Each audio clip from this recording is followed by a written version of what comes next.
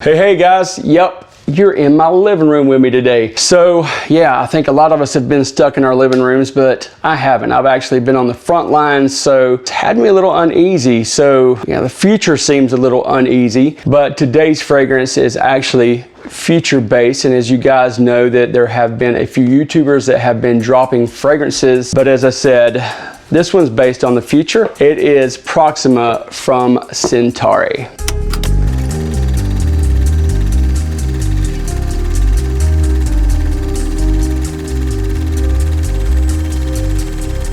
What's up fam, it's Cam. Welcome back to CFR. No, I'm not in CFR studios. I'm in my living room chilling with you guys. So yeah, I said I've been on the front lines and it's been scary. It's been really scary. A lot of people just running around with no mask, no gloves, not taking any types of precautions whatsoever. I did have some videos that were batched out. They've been put out. So I apologize for the inconsistent uploads as of late, but I am working diligently to get us back on schedule here. So without no further ado, the fragrance I am talking about is from Peter over at Fragranceview. I don't know if you guys have checked him out, but I'm definitely going to leave his link down below. He has a great channel. He's a very artistic guy and he takes everything he does very seriously, and you can tell that by this fragrance. And we'll start with the presentation. Comes in a really nice box. You have a pull tab here that you pull open and you have a really beautiful place for it to sit there. I mean, it just looks really elegant. When I saw these fragrances online, I mean, I was like, those are some really cool looking bottles, but when you actually hold one in your hand and look at how much went into, I mean, just the presentation itself is like super nice. Big, heavy cap. I mean, it's really nice. It's got like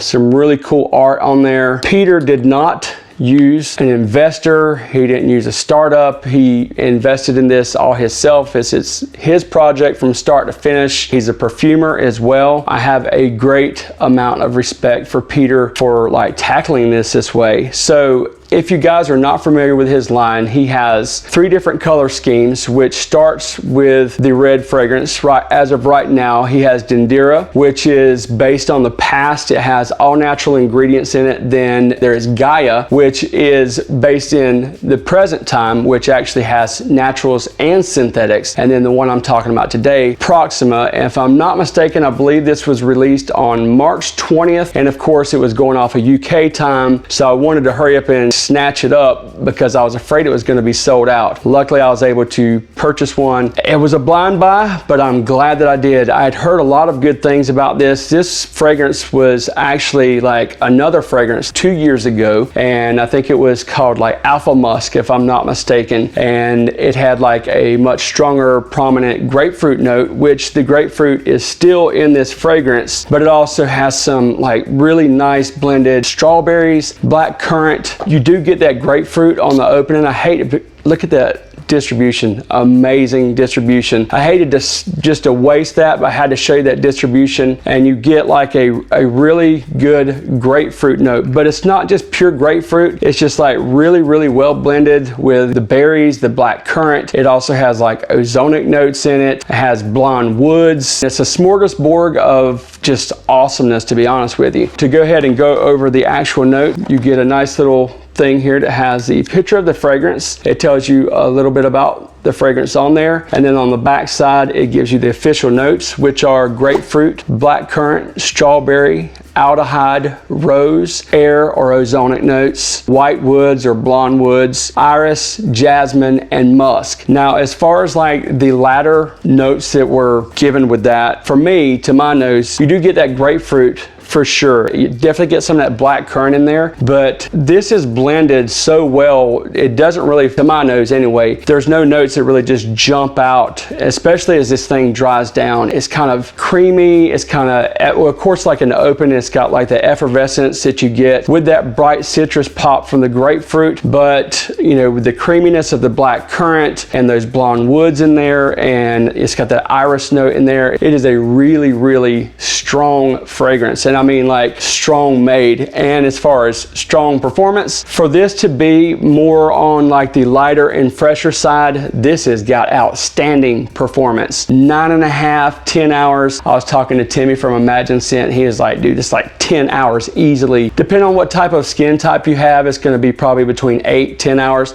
maybe even more, because this is a very strong fragrance, but it's not real pungent. Now, out of the line, this is going to be a much more mass appealing fragrance versus like Gaia and Dendera, to the point of not mainstream whatsoever, because Peter's really into like niche and indie fragrances. That's primarily what he reviews on his channel, and you can tell that that's how he went about this. You're not going to smell another fragrance that even smells similar to this whatsoever. So if you're looking something unique, I would say that this would be more geared for like a daytime scent. It could be easily worn year round, but for me it would seem more like in mild weather, like in the fall or in the spring. Of course, it's starting to heat up a little bit here in North Carolina. I actually wore this yesterday, and I mean, like, I was like, wow. And I've worn it a few times, but yesterday, because the temperature was up just a little bit, I could smell it all throughout the day, just catching really nice wafts. This thing dries down beautifully. Now, one of the really cool things about this fragrance, it is inspired by a piece of music called Night Sky. So if you guys know me, you know that I really love music. I've seen like Peter post on Instagram playing guitar, so I think it's cool that, you know, like music inspired him to make this fragrance.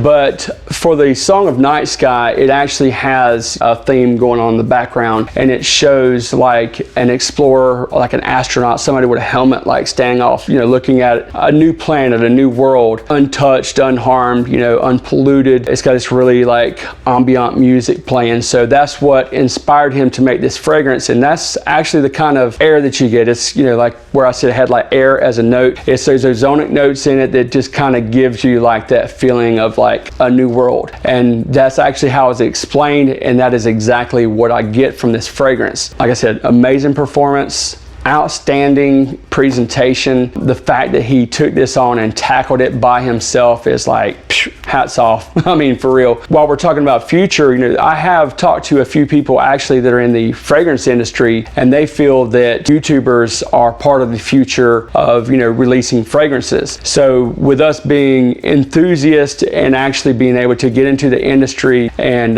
you know, launch brands, especially something like this is really above and beyond anything that I've smelled. Now, I have smelled, you know, some of the other YouTubers' fragrances. I have smelled Jeremy's Office. I've smelled some of Steven's fragrances. They all have their own merit in their own way, but I was really blown away by the, you know, the skill that went into this, the thought process that went into the presentation to give you something that's really unique, really different, something that you've not come across before. So if you're looking for something unique, this would be one to check out. Now, Gaia and Dendera are, you know, they're a little more complicated, but I actually think they're good. But you can get like a sample pack from Lucky Scent, or you can buy them directly from Centauri Perfumes. I think the 3-pack on Lucky Scent, if I'm not mistaken, is either like $32 or $36 US. This is $135 US if you get a 30 ml. That's the same for Lucky Scent, or if you buy from Centauri. But the only thing of it is if you do order here in the US, it does cost $25 to have it sent here, but it does get here really quick. I was like,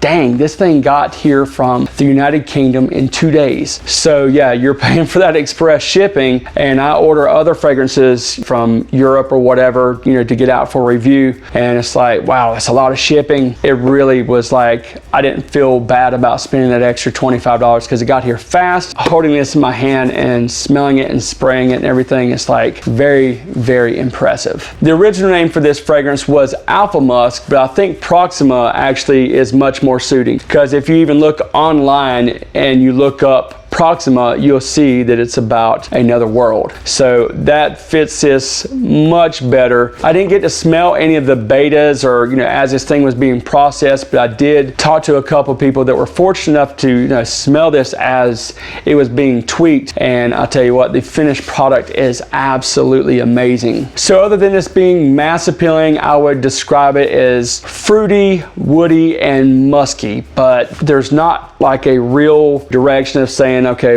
this is woods. It's just, it's a melody of very skillfully blended notes put together. Very, very impressed with this fragrance. So if $135 sounds like a lot of money, I would definitely recommend to sample it. I always say sample before you buy, but for me to do this on a blind buy and also supporting fellow YouTuber, for me that was a cool thing, but it would have sucked if I paid that and I didn't enjoy it. I'm thoroughly enjoying it. It's very versatile, and I think out of the fragrances that are being released, this is going to be the most wearable, you know, for even somebody who may not be like really deep into, you know, indie fragrances and niche or something a little bit obscure. This is going to be much more fitting. I would say that this would be fine for younger people, middle-aged, older. So it's definitely versatile, but not to the point to where it's like mainstream or boring or something that you've smelled before, because it is definitely not anything that any of us has smelled before. So definitely check out Peter's line, Centauri, and I will leave the link to his channel and his website down below. Be sure to check him out. Until next time, we'll see you on Carolina Fragrance Reviews.